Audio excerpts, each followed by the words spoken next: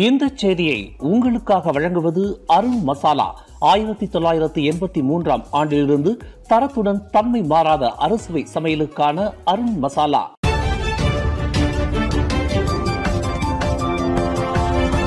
வணக்கம். திசைகளின் ஒரு மணி செய்திகள். மலேசியாவிற்கும் ரஷ்யாவிற்கும் அணுக்கமான ஒத்துழைப்பு மற்ற நாடுகளுடனான உறவை பாதிக்காது. பிரதமர் டத்தோஸ்ரீ அன்வார் உறுதி. மலேசியாவிற்கும் ரஷ்யாவிற்கும் இடையிலான நெருங்கிய உறவை வெற்றி அல்லது தோல்வி என்ற சூழ்நிலையில் பார்க்கக்கூடாது என்று பிரதமர் அன்வார் இப்ராஹிம் தெரிவித்துள்ளார்.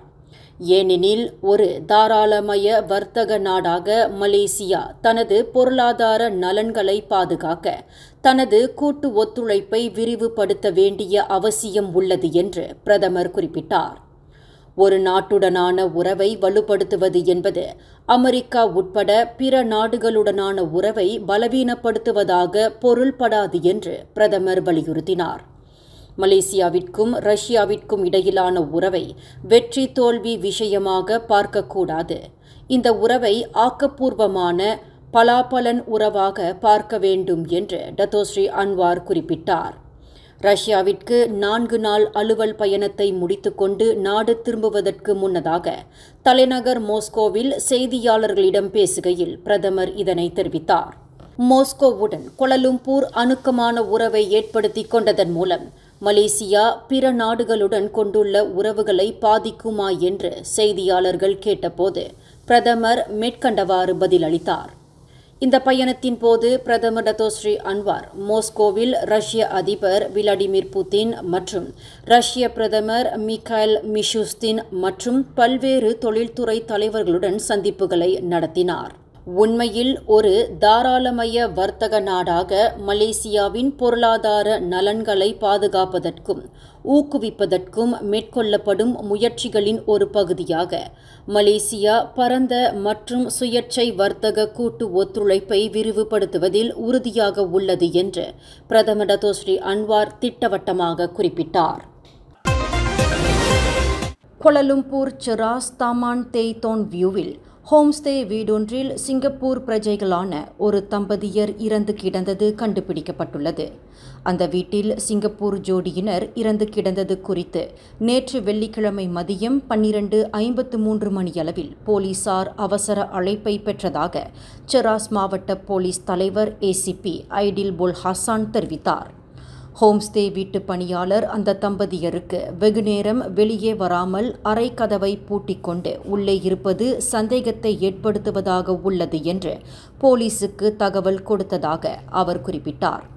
கதவை பலம் கொண்டு தட்டியும் கதவு திறக்கப்படாததால் மாற்று சாவியை பயன்படுத்தி கதவை திறந்து பார்த்தபோது ஓர் ஆணும் பெண்ணும் கட்டிலில் சுயநினைவின்றி கிடந்தது கண்டுபிடிக்கப்பட்டதாக அவர் தெரிவித்துள்ளார். அந்த அறையிலிருந்து துர்நாற்ற வாடை வந்ததை தொடர்ந்து கதவை திறக்க வேண்டிய அவசியம் தங்களுக்கு ஏற்பட்டதாக அவர் குறிப்பிட்டார். மருத்துவ அதிகாரிகள் அவ்விருவரின் உடல்களையும் பரிசோதனை செய்ததில் அவர்கள் இறந்துவிட்டதை உறுதிப்படுத்தியதாக ஏசிபி ஐடில் போல் ஹசான் தெரிவித்தார். அவ்விருவரின் உடல்களிலும் எவ்வித காயமும் இல்லை. அவர்களின் மரணத்தில் குற்றத்தன்மை இல்லை என்பது பூர்வாங்க விசாரணையில் தெரியவந்துள்ளதாக ஐடில் போல் ஹசான் மேலும் கூறினார். ஆசியான் உச்சநிலை மாநாடு வரும் மே 26, 27 ஆகிய 2 தேதிகளில் கோலாலம்பூர் மாநாட்டு மையத்தில் நடைபெறவிருக்கிறது. உபசரணை நாடு என்ற முறையில் மலேசியாவின் அழைப்பை ஏற்று ஆசியான் நாடுகளில் தலைவர்கள் இந்த மாநாட்டில் பங்கேற்கவிருக்கின்றனர். ஆசியான் தலைவர்களின் பாதுகாப்பை உறுதி செய்யும் வகையில் ஆசியான் மாநாடு நடைபெறும் கோலாலம்பூர் வான் போக்குவரத்து பாதையில் விமானங்கள் பறப்பதற்கு தடை விதிக்கப்பட்டுள்ளதாக மலேசிய வான் போக்குவரத்து இலாக்காவின் தலைமை செயல்முறை அதிகாரி டத்தோ கேப்டன் நுராஸ்மான் மஹ்மூத் தெரிவித்தார். சம்பந்தப்பட்ட பகுதியில் உள்ள வான் போக்குவரத்து பாதை 2 தினங்களுக்கு மூடப்படும். இதேபோன்று மாநாடு நடைபெறும் பகுதியில் ட்ரோன்கள் பறப்பதற்கும் தடை விதிக்கப்பட்டுள்ளதாக அவர் குறிப்பிட்டார். மலாக்காவில் போதைப்பொருள் கடத்தல் கும்பல் ஒன்றை போலீசார் வெற்றிகரமாக முறியடித்துள்ளனர். எக்ஸ்டசி போதைப் பொருள் கடத்தும் கும்பலை சேர்ந்தவர்கள் என்று நம்பப்படும் 3 நபர்கள் கைது செய்யப்பட்டது மூலம் இக்கும்பல் முறியடிக்கப்பட்டுள்ளதாக மலாக்கா தங்கா மாவட்ட போலீஸ் தலைவர் ஏசிபி கிறிஸ்டோபர் பத்திட் தெரிவித்தார். 22க்கும் 36க்கும் இடைப்பட்ட வயதுடைய அந்த மூவரில் ஒருவர் உள்ளூர்வாசி என்றும் மற்ற இருவர் வியட்நாம் பிரஜைகள் என்றும் அவர் குறிப்பிட்டார். முலாக்கா தமான் முலாக்கா ராயாவில் உள்ள ஓர் ஆடம்பர அடுக்குமாடி வீடமைப்பு பகுதியில் கடந்த புதன்கிழமை நடத்தப்பட்ட சோதனையின் மூலம் இக்கும்பல் முறியடிக்கப்பட்டுள்ளதாக அவர் மேலும் கூறினார். மே 17 பினாங்கில் இருக்கிற ஸ்பைஸ் ஐரனாவில நடக்க இருக்கிற 17th ஆனுவல் எடிஷன் அவார்ட்ஸுக்கு இசைத்துறையிலிருந்து பிரபல பாடகி சக்தி ஸ்ரீ கோபாலன், பாடகர்கள் அந்தோனிதாசன், யோகி பி, டிராகன் இசையமைப்பாளர் லியோன் ஜேம்ஸ் மற்றும் பலர் வராங்க. டிக்கெட்டுக்கு மை டிக்கெட் ஏஷியாவில் புக் பண்ணுங்க.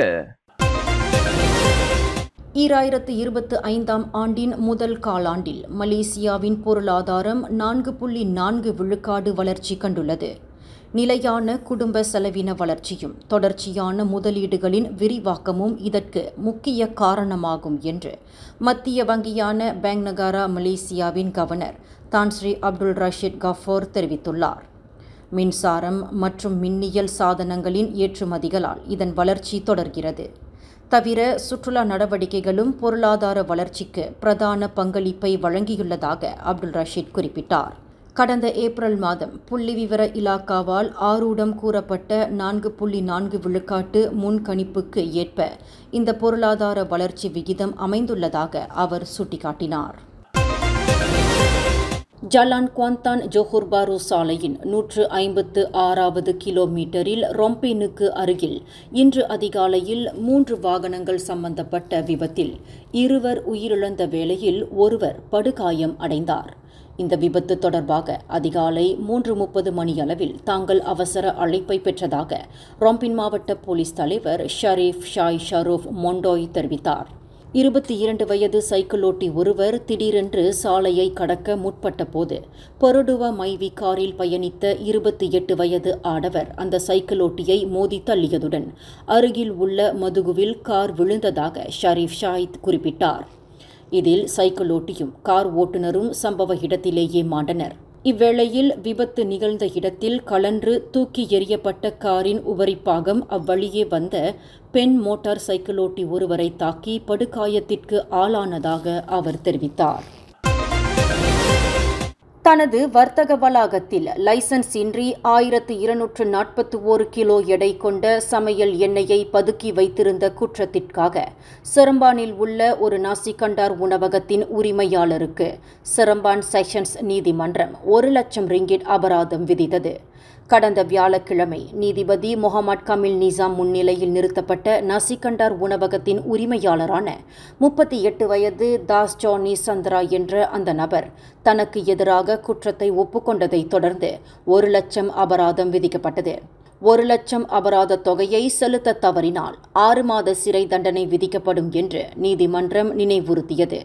சம்பந்தப்பட்ட நபர் கடந்த ஏப்ரல் 26ஆம் தேதி பிற்பகல் 3:15 மணியளவில் சிரம்பான் டத்தாரான் சென்ட்ரலில் உள்ள நாசிகண்டார் உணவகத்தின் பணியாளர்கள் தங்கும் விடுதியில் சமையல் எண்ணெயை பதுக்கி வைத்திருந்ததாக குற்றச்சாட்டில் தெரிவிக்கப்பட்டது.